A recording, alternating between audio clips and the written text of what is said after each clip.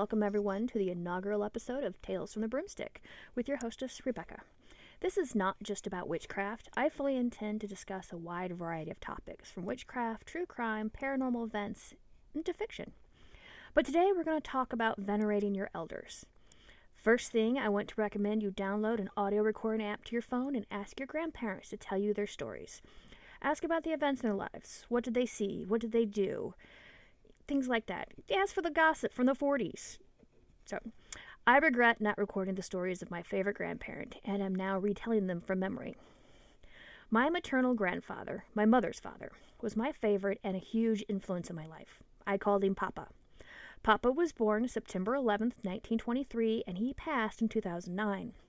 He lived to see the Roaring Twenties, the Great Depression, World War II, which he had been drafted. He married my Nana in 1949, had my uncle shortly after, and in 1958, my mother came along.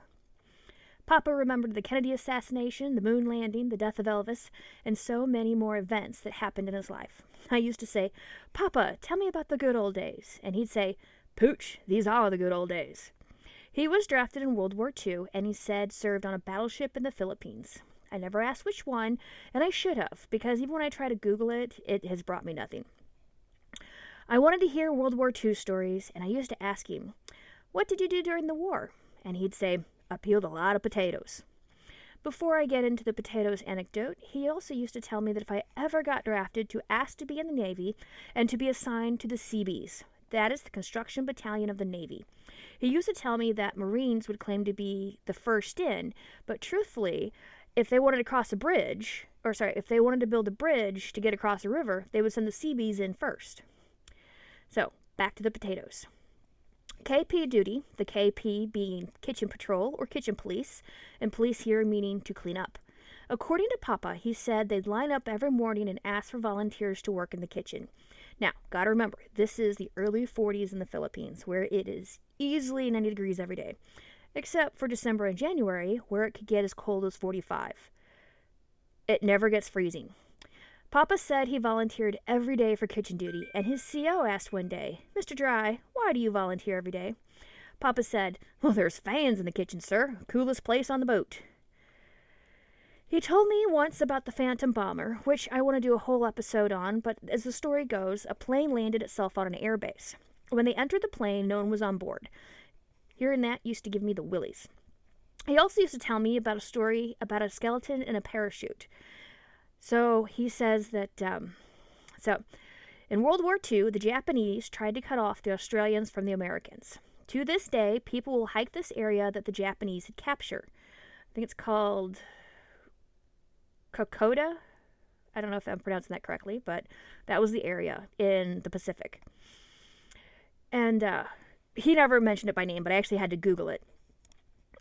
So a group of hikers noticed something was flapping in the trees.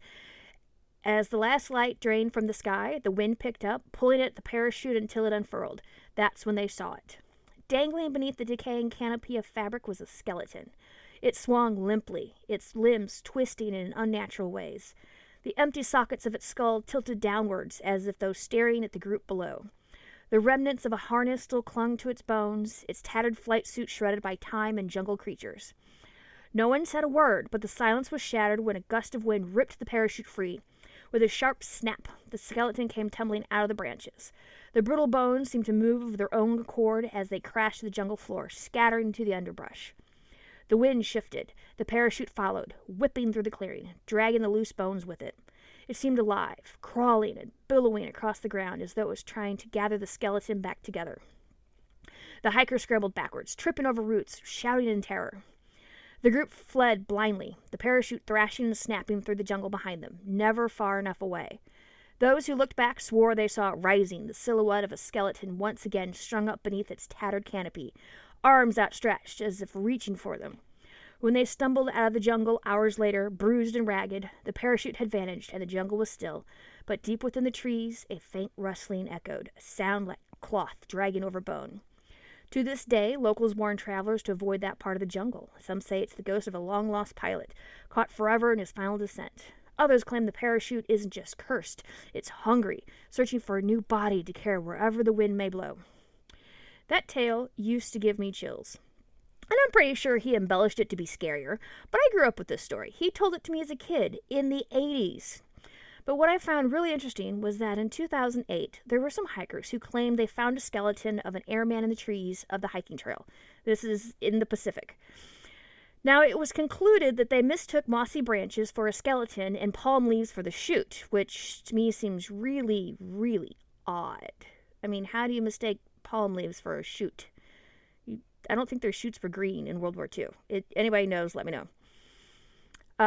Let's see. This led me to believe that there probably is a skeleton in the jungle of a World War II airman hanging from his chute.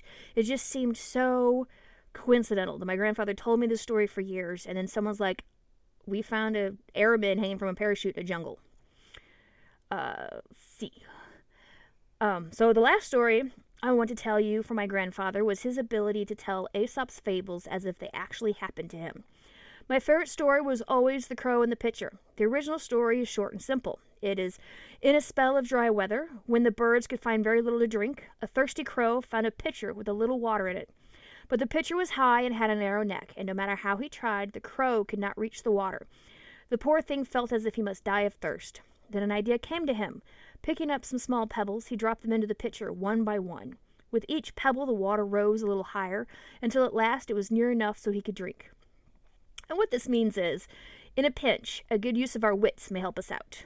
Now, that was literally 2 paragraphs, all right? And this is the way my grandfather would tell a story when he wanted to talk about it as if it was happening to him.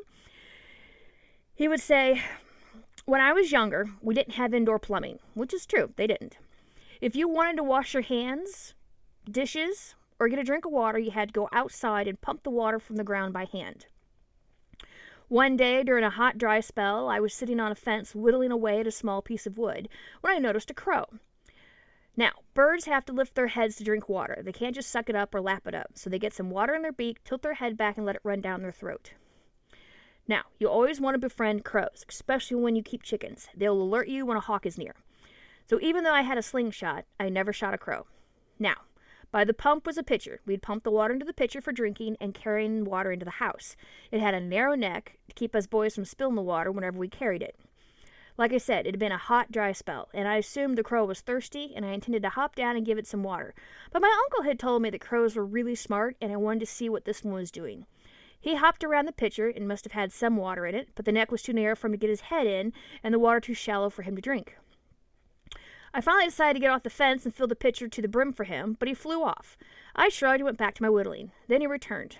I knew it was him because he immediately went to the pitcher and dropped something into it. I hadn't seen what it was, but after he flew off and returned 2 or 3 times, I saw he was dropping tiny pebbles into the pitcher. Once he had placed enough pebbles into the pitcher, he took several drinks of water, and in my dying day, I never knew crows were that smart. Thank you all for listening to me talk about my papa. So to keep with a little bit of a witchy theme, I decided I'm going to draw a tarot every day. Today's tarot is the 9 of Wands reversed. This means that a person is not a risk taker and may be trying to avoid something, even running away from it. Just because I drew the 9 of Wands reversed, it doesn't necessarily refer to myself. It could be somebody I meet today. It could be my husband. It could be anybody. It could be you listening. So, once again, thank you for listening. My name is Rebecca, and if you have any questions, comments, or want to hear something discussed, email me at cowlegend@gmail.com. Blessed be.